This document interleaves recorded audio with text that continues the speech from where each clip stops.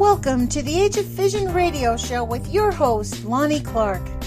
Our dedication to living life joyfully allows us to confront the reality of unmitigated deception and political denial of the harm caused by nuclear and chemical contamination. We demand an end to corporate control of science and suppression of facts for political and financial gain. We are not assets on a balance sheet. We must honestly work together to remediate damage to benefit our planet and humanity. Remember, happiness is resistance, and love is greater than fear.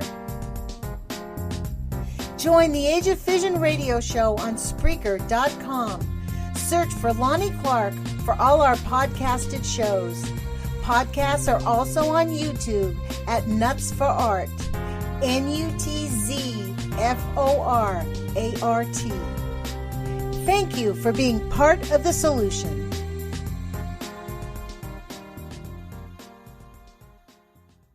Good evening. This is Lonnie Clark with the Age of Fission radio show. I want to thank you for joining us, and I want to thank KEPW 97.3 FM LP here in Eugene, Oregon, for carrying our shows.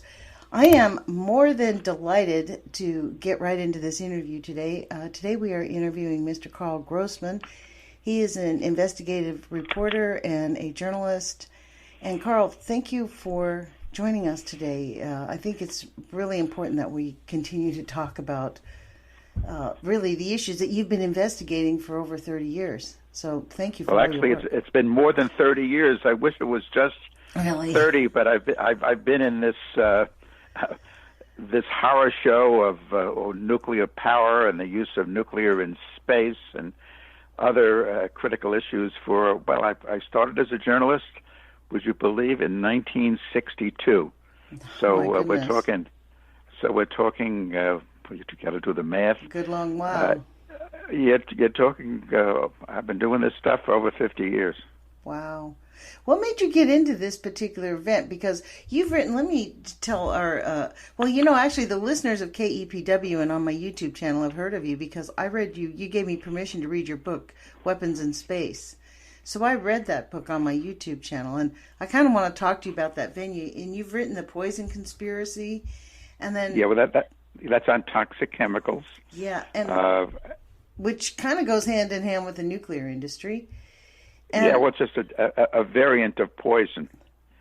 Yeah, it is. And what is the book that people can get online on your website? Tell me the name of it. Secrets. I always remember the subtitle, but I don't remember the actual title. It's Cover Up What You're Not Supposed to Know About Nuclear Power. And all listeners have to do is to go to my website. It's www.karlgrossman, and it's Karl with a K. One word, karlgrossman.com. And under books, you'll see a little button. You can click on the button, and you can download a book written, years ago, 1980, nearly 40 years ago, Cover Up What You're Not Supposed to Know About Nuclear Power. And the publisher, very generous, in a very generous act, a number of years ago, when I put together a new edition of the book, said, let's put this online. And it's online. It's right there on my website for free. All you got to do is to go to books and go through the machinations of downloading the book, and you have it. And the book is, even though it's over 40 years old, or nearly 40 years old, not over 40 years old. It could have been written yesterday, to be honest. Well, yeah, and how I did the book, I wrote that book, or I began writing that book right after the 3 Mile Island accident in talking about anniversaries, that's 1979. And I committed myself to get the facts out. Just a side story, I had been a TV reporter working at WLIW TV, a PBS station on Long Island, And there was a scheme back in the 1970s to turn Long Island, New York, into a nuclear park, quote unquote. That's just the kind of terms that were used back then by nuclear promoters. Nuclear park, and to build 7 to 11 nuclear power plants on Long Island. Wow. And just the backstory there on that is that Con Edison, which is the utility in New York City, in fact, people might have been, even on the West Coast, hearing about Con Edison in recent days because of blackouts in New York City. In any case, right. Con Edison wanted to build a nuclear power plant in the geographic center of New York, in Ravenswood in Queens, which is right across from the UN, right across from Manhattan, essentially along the East River. Wow. And some folks in the city who knew how dangerous nuclear power could be, and we're talking back 1960, 61, they worked to get a law that was introduced in the city council in New York prohibiting the placement of any nuclear plant within the boundaries of New York City. And so Con Ed, after a while, it was never passed, this measure, but it was a proposed law. Con Ed then just said, well, we'll stick with our Indian Point nuclear plants, which are just above New York City, 30 miles from Times Square, in fact. Wow. And we're not going to pursue this Ravenswood. It was called Ravenswood 1. And the government regulators then of the Atomic Energy Commission said, sure, you can build a nuclear plant in the middle of a city. You can engineer safeguards. In any case, then what occurred was on Long Island, which extends east from New York City. In fact, it includes the western portion of Long Island, includes Queens and Brooklyn. The move then began to, okay, if it can't be built in Ravenswood on Long Island, which really meant Suffolk County, eastern Long Island, the last 60 miles of Long Island, will build nuclear plants. A big nuclear plant requires lots of water, 1 million gallons a minute, a million gallons a minute to keep the... wow, really? 1 million gallons, that's what... and so Long Island is surrounded by water. It's an island. And the idea was to use this abundant water. And also, compared to New York City, it's not heavily populated. It's not that lightly populated. There's millions of people who live on Long Island, and about 1.5 million in Nassau County, 1.5 million in compared to New York, Suffolk that's County. Considered small. Yeah, so then the push began to again make Long Island, in the parlance of the nuclear promoters of the time, into a nuclear park. And this PBS station where I was doing a show called Long Island World asked me to do a show on nuclear power. And one of the things I did was to go to Brookhaven National Laboratory, which is very important in this story because Brookhaven Lab was opened in 1947 to develop civilian uses of nuclear technology, in addition to do research into atomic physics. But mostly it was to, when the Manhattan Project ended, the folks at Los Alamos and Oak Ridge and Argonne and all these other secret laboratories that were set up during the war to be involved in this crash program to build atomic bombs. They built more atomic bombs, thousands of them, but I mean, you can't sell an atomic bomb even to an ally. And so the issue was, well, what are we going to do to perpetuate this vested interest that was created during the war? Hundreds of thousands of people were employed, billions were spent in 1940s dollars. So what they did was set up this Brookhaven National Laboratory on Long Island on a former Army base, Camp Upton. And it would look into things that you could do with nuclear. And out out of its work came, really mad scientist ideas: nuclear-powered airplanes, nuclear-powered rockets, which is how the nuclear in space thing got some of its start. Food irradiation to zap food, just you can eat a strawberry in 20 years if you wanted to eat a 20-year-old strawberry. God. Using fission to boil water to turn a turbine to generate electricity. I mean, the most dangerous way to generate electricity ever conceived. And so there's Brookhaven Lab, where the plant, after the Ravenswood thing fell apart, here's Brookhaven Lab with open arms, considering its potential involvement with the nuclear park scheme. And right to the end, Brookhaven Lab and the utility on Long Island, the Long Island Lighting Company, worked hand in hand. Indeed, the chairman of and chief executive officer of the utility, Lilco, in the last about 15 years was William Kataxinos, the former assistant director of Brookhaven National Laboratory. And for years, Phyllis Vineyard, who was the wife of the director of Brookhaven National Laboratory, was on the board of directors of Lilco. So it was a very tight relationship. In any case, I went to Brookhaven Lab with a camera crew and interviewed some of the scientists there to get what they had to say about nuclear power on video tape. And they said maybe every couple of centuries. I mean, this is what they told me. And looked at the camera, and they said that maybe every couple of centuries there might be a minor accident. But these machines are so redundant in terms of backup that you're not going to have a problem. And I put that in the program.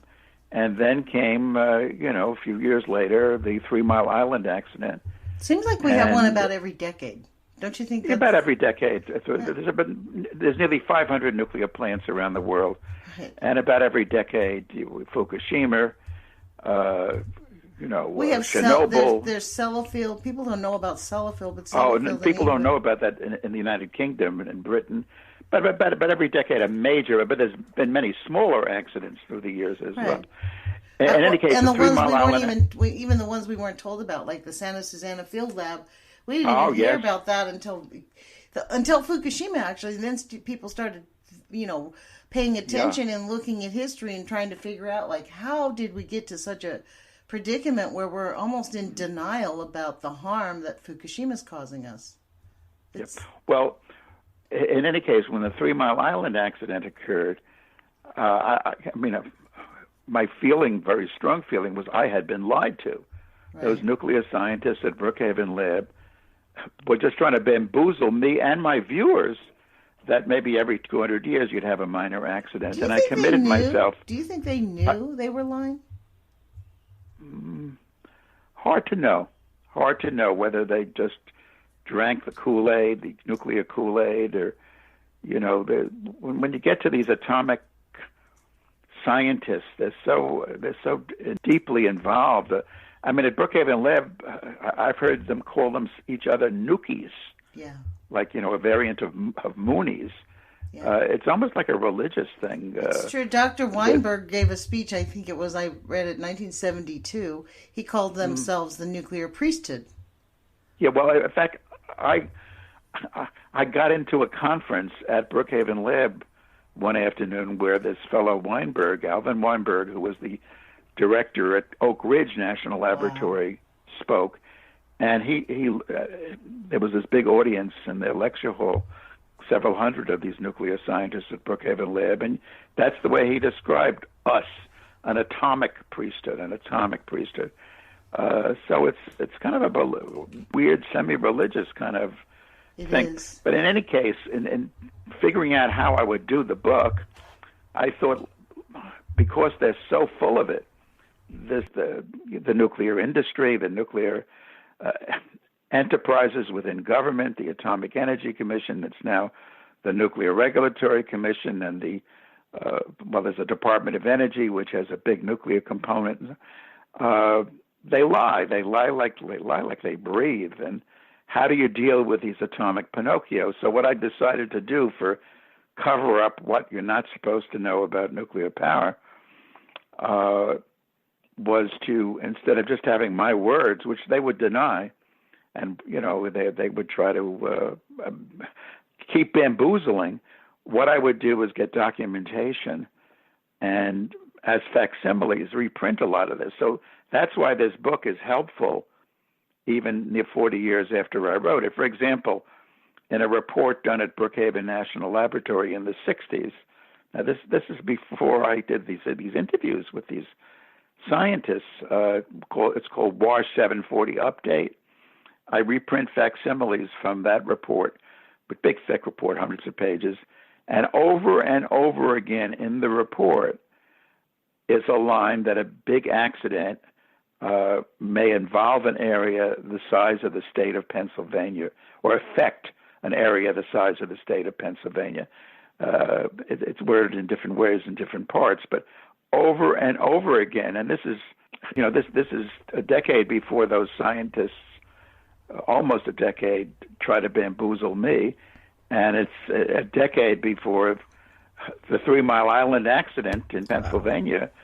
Almost devastated an area the size could have with a full meltdown. It was a partial meltdown, the size of the state of Pennsylvania. So I'm telling the story because in getting and it's free, of Cover Up, it's a handbook with lots of documentation, which, as you say, is quite relevant. It's quite valid today. I mean, and you wrote a foreword in this book about post-Fukushima about it, and honestly, it's kind of shocking when you read this book how very relevant, like how much the industry has actually been responsive to the, to the harm it's causing. Like, it is really shocking that they're sticking with their story. They are not changing. Like, it's the same denial.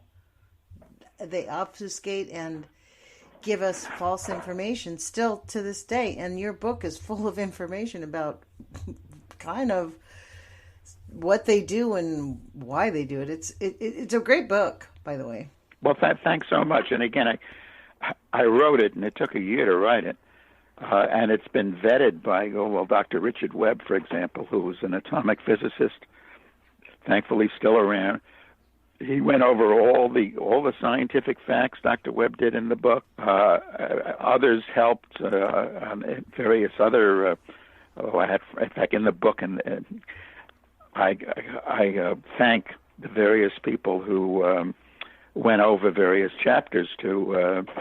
I gave them my material, my documentation, and they went over it to make sure it was all correct. Well, I'll put a link in the podcast. On my podcast on Spreaker, people can find this interview on Spreaker.com under The Age of Fission, and also on my YouTube channel. And I'll put the link in there so that people can actually go right to your book. Well, that's been done on purpose. In fact, I got the book in front of me now. Open the book to the introduction. This is the original introduction in the first edition. Now there's a preface before the intro, but the intro is still in the book, and it stands today. You have not been informed about nuclear power. You have not been told, and that has been done on purpose. Keeping the public in the dark was deemed necessary by the promoters of nuclear power if it was to succeed. Those in government, science, and private industry who have been pushing nuclear power realized that if people were given the facts, if they knew the consequences of nuclear power, they wouldn't stand for it. If people knew that the kind of accidents that happened at 3 Mile Island, at the Fermi reactor, this was a smaller accident, but a serious one. In fact, there's a book, We Almost Lost Detroit, about the accident at the Fermi reactor. At Browns Ferry, at Windscale, at SL-1, this was a military reactor, and a horrible scene there with 3 workers. One of them, a control rod, went through him and sent him up to the roof of this SL-1 reactor. impaled them on the roof. I have details in the book from Atomic Energy Commission documents that you can see among others, the sort of huge catastrophes which have only been barely avoided ought to be expected. They'd be damned upset, would insist a stop be put to nuclear power. So an army of public relations practitioners has been working for decades to make the people think of Citizen Adam as a friend before the truth became manifest. And those two paragraphs I stand by today. That's what I mean. The lies continue. In fact, the most recent, I do a TV show called Enviro Close-Up, which is syndicated nationally. Enviro Close-Up with Karl Grossman. In fact, if listeners want to go syndicated, where do people get it on like on public radio, public television stations? Well, it's on 200 cable systems. Awesome. In 40 states. It's on the Dish and DirecTV satellite networks, and it's all over the internet. Well, all folks would have to do is go to envirovideo.com. One word, envirovideo.com, and you'll see the absolute hundreds of shows that we've done through the years, and you can watch them. I mean, they're all there to be seen. The most recent show I've done, it's a half-an-hour program, The Hoax That Nuclear Power is Green. Half-an-hour program with top experts in the field, and the introduction is by Alec Baldwin. I saw that on YouTube. That's the one I've asked Karl. He's given me permission, and that's one of my tasks to do in the next week or so is put that up on my Spreaker channel as an audio podcast, so that. Please do. Please do. I mean, I definitely want to because I listened to it a couple times, to be honest. Like with a lot of these shows that we listen to about this nuclear industry, the first time I listened to it, I'm kind of like stunned at what I'm hearing, and I have to go back and hear it again to actually have it sink in. Like I often listen to things like your videos and Libby Halevi's show, Nuclear Hot Seat. I often listen twice because it is really, it's beyond comprehension. You know, when they're talking about nuclear safety and the disregard for safety and the simple fixes that could be done that just are not done. Well, I frankly, no matter how many fixes this is it was Dr. John Goffman, who I've quoted a lot through the years, the late Dr. John Goffman, an MD as well as a PhD and a specialist, and he was involved, in fact, in doing research for the Manhattan Project, and went and worked at Lawrence Livermore Laboratory. What Dr. Goffman said over and over again is that this is a technology that has to be 100% perfect, 100% perfect, because of the enormous, the huge damage to life and property as well, of course, that can be caused, and nothing can be 100% perfect. The issue here has to do, again, I've mentioned the Manhattan Project, and the key it has to do with greed. I mean, some say that those scientists and engineers involved in the Manhattan Project, after the bombs were dropped on Japan, on Hiroshima and Nagasaki, out of guilt, looked for peaceful uses of atomic energy. In my examinations of this issue, my investigations, it isn't guilt; it's greed. Exactly. They were looking to perpetuate their positions, power, their jobs, their work, and then furthermore, a lot of stuff the U.S. government does is contracted out to private corporations. And during the Manhattan Project, the two major corporations that got a lot of the contract was Westinghouse and General Electric. And they went on after the Manhattan Project to become, the Coke and Pepsi of nuclear power worldwide. 80% of nuclear power plants worldwide, and again, there's near 500 nuclear plants around the world, 80% are of GE or Westinghouse manufacture or design. The Fukushima plants, for example, all of them, all six were at Fukushima Daiichi, well, our General nuclear Electric. Power plant, our last nuclear power plant here, sitting on top of, it's actually surrounded by earthquake faults. Like quite literally, they encircle, they go around. It's like a little river that goes around the Hanford station and our Columbia Generating Station, which is sitting on the Hanford Reservation, 12 miles away from some of the most toxic tanks. It's one of those. It's the same ones that were in Fukushima. Yeah, and beyond building nukes, well, look at the Diablo Canyon. So you're on the West Coast. The Diablo Canyon, the two of them down the coast in California. Right. It's like 2 miles from the Scroy earthquake fault. I mean, it's in a hot geological area. In fact, if you drive around, and I have Diablo Canyon, you see all these hot spas. Right. I mean, the earth below that nuclear facility is sitting on top of molten lava, really. Yeah, and Japan itself, talking about Japan and Fukushima, I mean, that's a string of volcanic islands. Yes. And in fact, if you go online and you put in Fukushima, and put spas or hot spas. Well, let's talk about the nuclear liars there, Karl. There they are, the nuclear Pinocchios. They're saying it's going to take us 40 years to decommission. That is it's going to take them 40 years to figure out a machine that will help them touch that stuff. Yeah. Well, it's a national, for Japan, a national sacrifice zone, the area around Karl, what do you Fukushima. think about the Olympics? Well, and I was just going to say, what the Japanese government has done is to essentially leverage people, the poor people of Fukushima who evacuated, to get as many back as they can, to push the sale of produce from the Fukushima region, and then furthermore to have the Olympics, next year start and of all places, Fukushima. And just let me go back to Westinghouse and General Electric, if I could. Please Most do. people aren't aware that in 1986, a company called Toshiba acquired Westinghouse.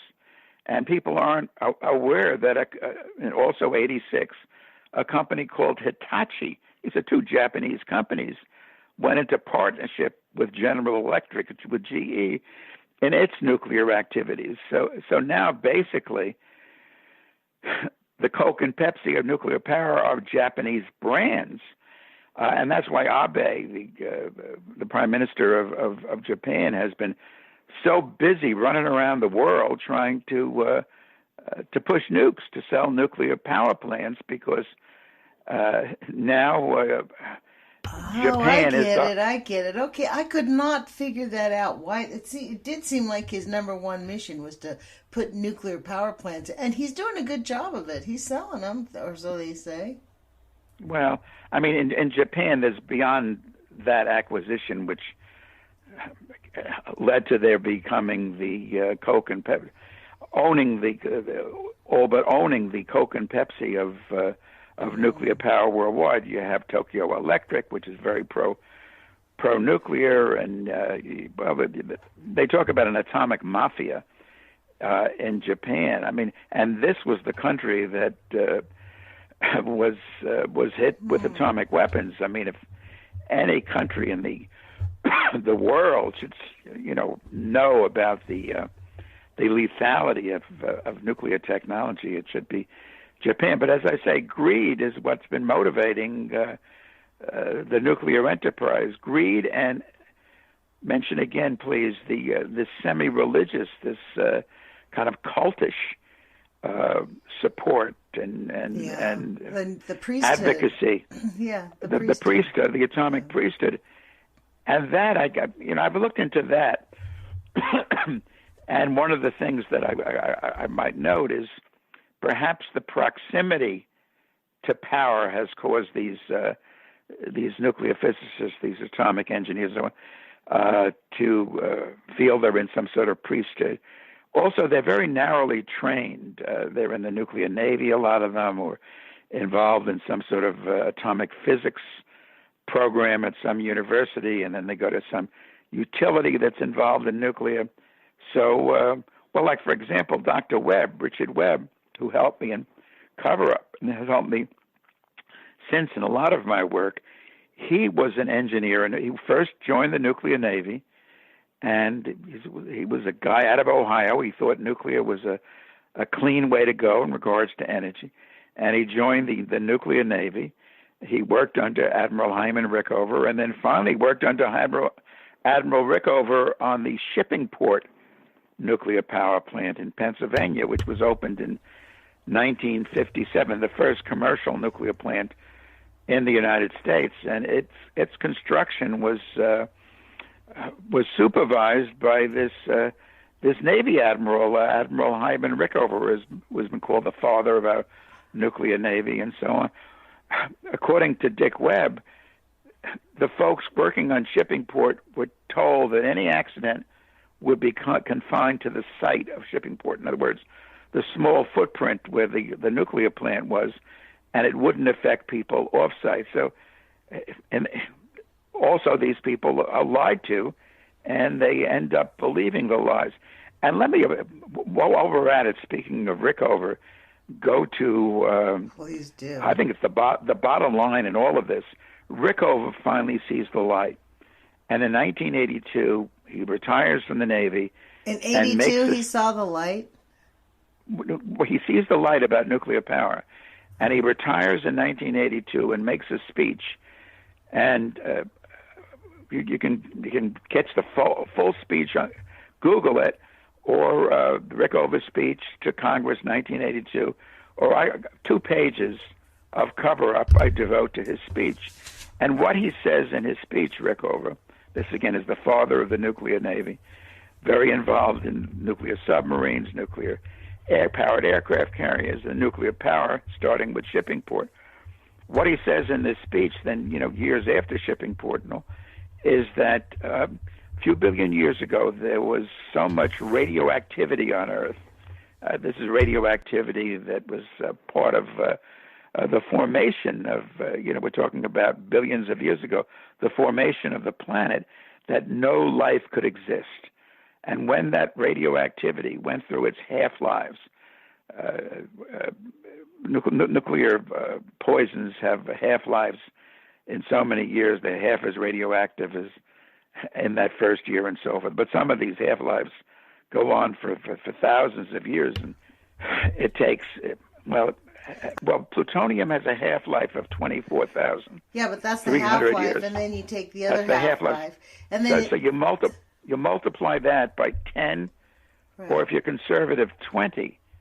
And 20 times 24,000, you're talking about actually a hazardous lifetime of 500,000 years. Yeah. Plutonium-239, which is built up in nuclear power plants, 500 pounds. It's really, in essence, a fission product, 500 pounds a year. They use it as a trigger in the hydrogen bomb, and so the Nagasaki bomb.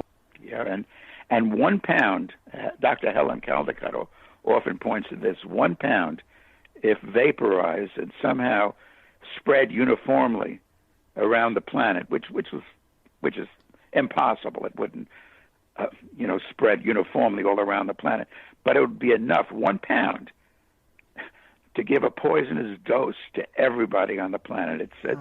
Plutonium is regarded as the most toxic substance, radioactive substance, period. In any case, if I could just go back to Rickover. Please. So Rickover says that there was so much radioactivity on the planet, on Earth, a few billion years ago, that life couldn't exist. And only when we went through these hazardous lifetimes, all the half-lives and the radioactivity, and this is the key. Then Rickover, this is Rickover, not Greenpeace, goes on, by having these reactors, by having these nuclear power plants, we are creating the very poisons that precluded life from existing. And there, and I'm quoting directly from Rickover, and you can see this quote in the full, well, 2 pages of the condensed version of what he said. You can see the full on Google. Go to Google. There, I think, says Rickover, the human race is going to wreck itself, and he declares in 1982, again, the father of the nuclear navy, this big proponent of atomic energy, he says, we must outlaw nuclear power plants, In 1982? 1980. It's an afterword, because the first edition of the book was, again, the year after 3 Mile Island came out in 1980. And then this is 1982. So the way I handle it in later editions of the book is I put it in as an afterword, 2 pages of Rickover's testimony. Again, people sometimes, even maybe a Rickover, see things. I'm quoting right from my book, 285, page 285. I think from a long-range standpoint, I'm talking about humanity. The first thing, the most important thing we could do was to start having an international meeting where we first outlawed nuclear weapons to start with, and we outlawed nuclear reactors too. Admiral Hyman Rickover told the Joint Economic Committee of Congress in a farewell appearance on January 29, 1982, as he retired from the Navy. We're not taking, quote, into account the potential damage the release of radiation may do. I'll be philosophical. And he goes, about a few billion years ago, quote, it was impossible to have any life on Earth, there was so much radiation on Earth you couldn't have any life, fish or anything. Gradually, the amount of radiation on this planet reduced and made it possible for some form of life to begin. And that amount of radiation has been gradually decreasing because all radiation has a half-life, which means ultimately there'll be no radiation. But now, he went on, when we use nuclear power, we are creating something which nature tried to destroy to make life possible. Every time you produce radiation, a horrible force is unleashed, in some cases, for billions of years. And I think there the human race is going to wreck itself. This is Rickover in 82. He obviously had some sort of epiphany. He realized what he was involved in, that it was, life-destroying. Indeed, I begin the book, let me just note, opposite the introduction in the book, because, these are the stakes, is a passage from Deuteronomy, the Bible. I have set before you life and death, blessing and curse. Therefore, choose life that you and your descendants may live. Deuteronomy. And ultimately, Rickover decided to choose life, and we all must decide to choose life. What nuclear power represents is the dark side, the curse. And this is such an important issue. It's a life and death issue, as the Chernobyl accident or the Fukushima disaster. I believe that people don't understand the gravity of it because of the secrecy and the lies surrounding not just the industry, but the accidents. We really have not seen. In fact, Dr. Busby explained. Chris Busby.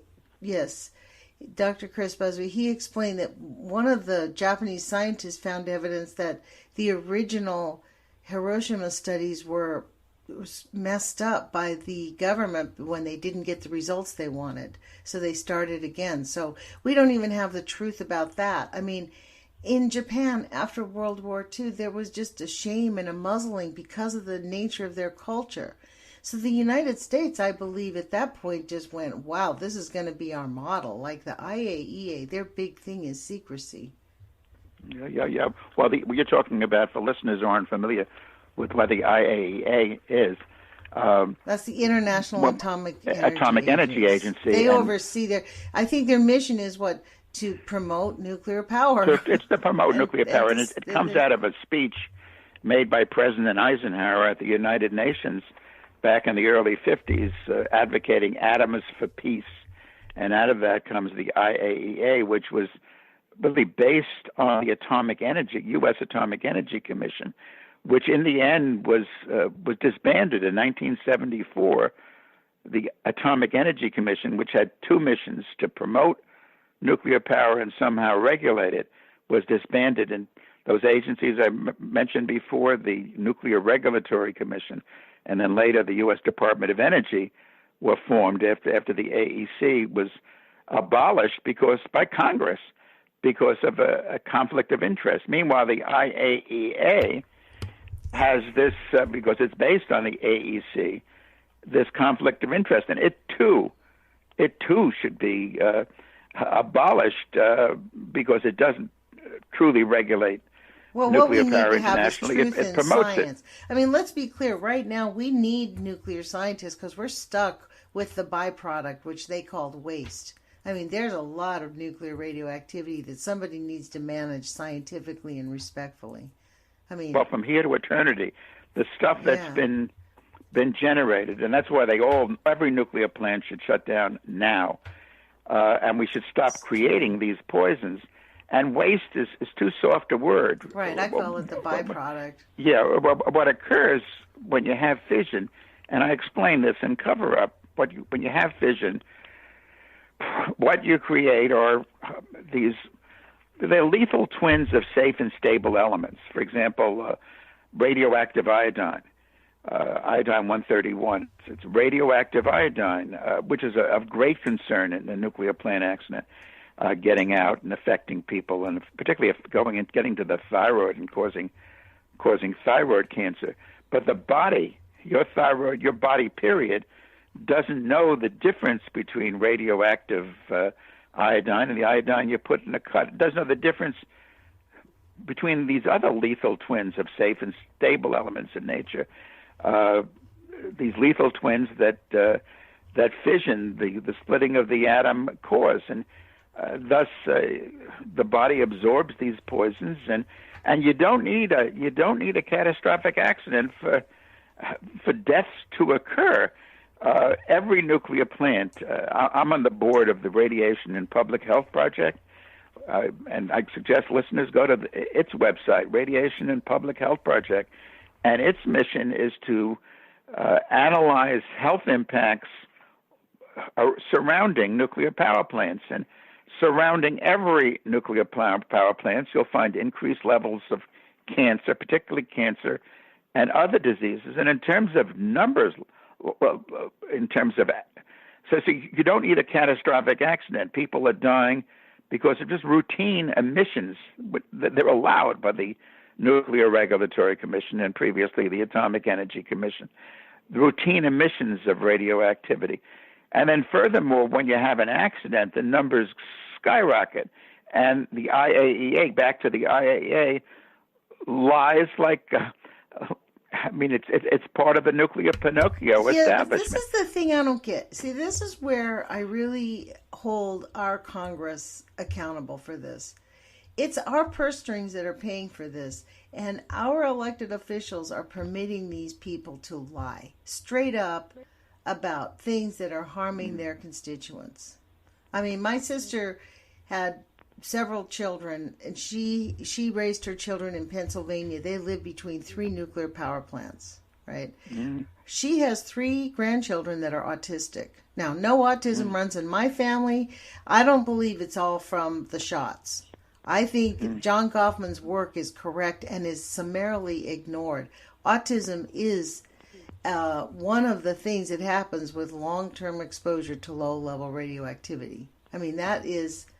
And this is the point here, this is why I wanted to ask you what you think about the Olympics. Do you think people should go to the Olympics? Because everyone's... I don't think anybody should go, and certainly to have the athletes go right there to Fukushima, the Olympics should not be played in Japan, I mean, really, it all should be canceled. Countries that have any sense wouldn't send its fine athletes, and certainly wouldn't have its citizens go to.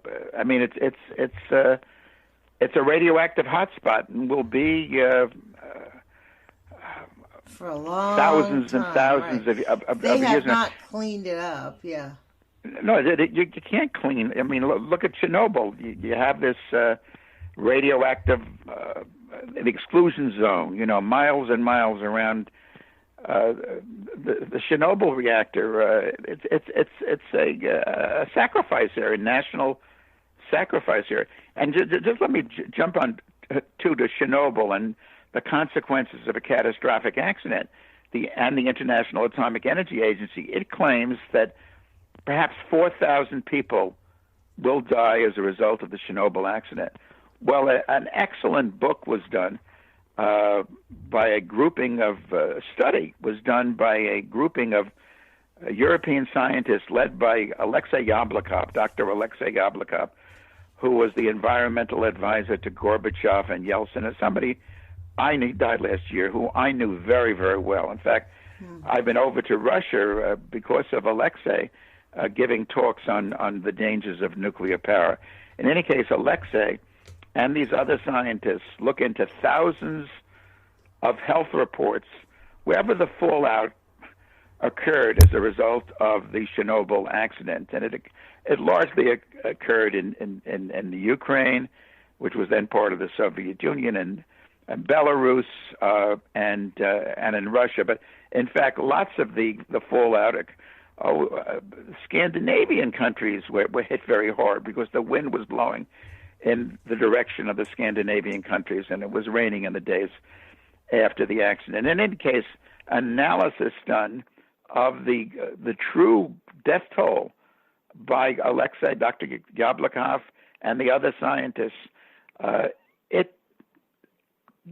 not 4,000 is the number, 945,000. Near 1 million people died, according to very sound analysis, because of the Chernobyl accident. Near 1 million people died. And the IAEA will lie and say, no, maybe 4,000 will die after all. So, yeah, they lie like they breathe because they're very involved in, for a variety of reasons. It's largely profiteering. It's really just profiteering. And in terms, you go back to Congress, talking about why the Congress people let it all happen. Well, some of them, they go to, here at Brookhaven Lab is forever having dog and pony shows for public officials to convince the local congressperson. This is the national laboratory near me. And at these national laboratories all over the United States, the mission is, Oak Ridge, Los Alamos, Lawrence, Livermore, Oregon, and so forth. They attempt to, like those scientists at Brookhaven, sought to bamboozle me, to bamboozle elected federal representatives. And then you have the utilities involved with nuclear power. For example, Exelon out of Chicago, which is like the biggest nuclear utility in the country, deeply involved in propagandizing and lobbying and lying. Straight up. And then of course other economic component, other the G's and the West. So it's I think it's probably why I finally titled the book Cover Up. What we've been living through in regards to atomic energy and nuclear power, I think is probably the biggest cover-up of all time. I agree completely with you, man. This is Karl Grossman. You've been listening to Karl Grossman. He's an author and a journalist and investigative reporter. And you've been listening to Lonnie Clark with the Age of Fission radio show. The reason I'm on the air, frankly, is because of you. I heard you on Helen Caldicott's show that she used to have called If You Love This Planet. And you said right after Fukushima in an interview that every single person needs to do something Do you still hold up to that? Because I think it's just as urgent as it was 5 or 6 years ago when I first heard you. You got to be active today. You'll be radioactive tomorrow, and be careful about who you get involved with. But you got to organize. True. You got to be in groups. One person, it's very important. You write letters, and that's terrific, and do it. But organize is so important. And groups that I would recommend people get involved with and support, become members of. I'll start off with Beyond Nuclear, an excellent group, and I'm on the board of Beyond Nuclear, and it makes the tie-in between nuclear weapons and nuclear power, two sides of the same coin. It's trying to denuclearize the world. Beyond Nuclear, it's based in Tacoma Park in Maryland. It's right near Washington. Go online, Beyond Nuclear, a great group. Another important and very excellent group is the Nuclear Information and Resource Service, NIRS. Mm-hmm. It's also based Tacoma Park. Another important group is, the group I'm also on the board of, the Radiation and Public Health Project. Go to their website. Get involved with them. If there's a Greenpeace chapter in your area, get involved with Greenpeace. There's some That's of the important environmental... because Greenpeace is often sold out in lots of ways. They've softballed the whole Fukushima thing, to be honest, in lots of ways. But I think it's important for us to get involved with them. I agree with you because they don't hear enough voices about nuclear. Yeah, they also Sierra Club has an anti-nuclear arm, which is important. Mm-hmm. The groups that I'm involved with, and I can't say enough about them, would be one, Beyond Nuclear, just terrific, led by Paul Gunter and Linda Gunter and Kevin Camps.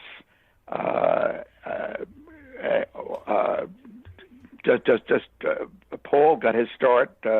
These are the staff members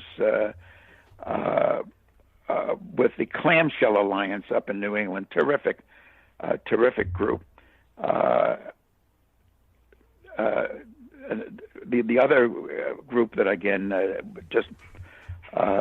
the Radiation and Public Health Project, very, very important. With Beyond Nuclear, I shouldn't.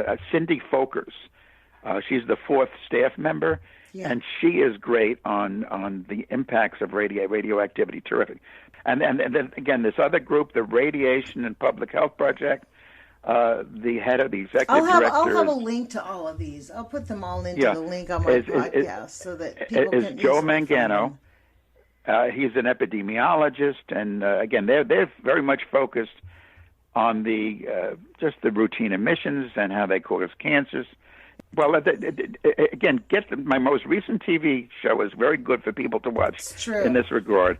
The hoax that nuclear power is green, and a key figure there is Greg Jasko. Now, Greg Jasko was the chairman of the Nuclear Regulatory Commission. He has a doctorate in nuclear physics, but he then saw the light after Fukushima, because he said after Fukushima, we got to, in every decision of the Nuclear Regulatory Commission, consider lessons learned from Fukushima. What happened to Dr. Jasko? He was pushed out of the chairmanship of the NRC. Well, speaking of pushing out, Karl, guess what? We're at the end of the hour.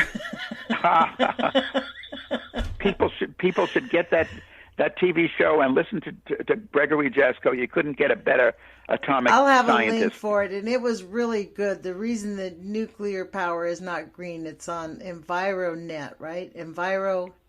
Tell us the hoax.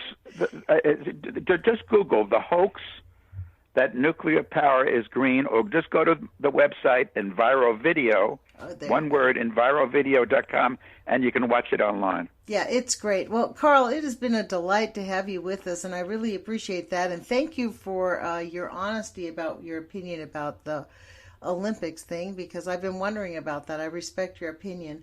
I hope that we can have you back in a month or two, because I think there's so much that we could continue to talk to, and I really am grateful that you are encouraging people to let's organize and get something together to really put our forces together to stop every nuclear power facility in the entire planet, actually. Shut them all down now. Right. Well, thank you very much. You've been listening to Lonnie Clark with the Age of Fission radio show. And I want to thank KEPW 97.3 FM LP here in Eugene and Springfield for carrying our show. The podcasts are also posted on Spreaker, Spreaker, under Lonnie Clark. I have several shows. Mine is The Age of Fission. And my YouTube channel, Nuts for Art, NUTZFORART.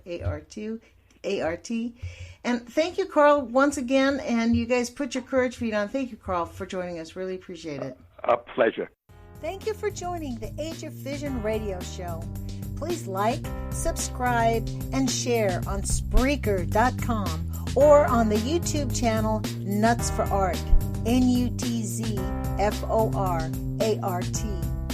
Send all comments and ideas to Lonnie Clark at ageoffission@gmail.com. We urge all, especially scientists and politicians, to follow the words of our beloved American icon, Mark Twain. Always do right. This will gratify some and astonish the rest.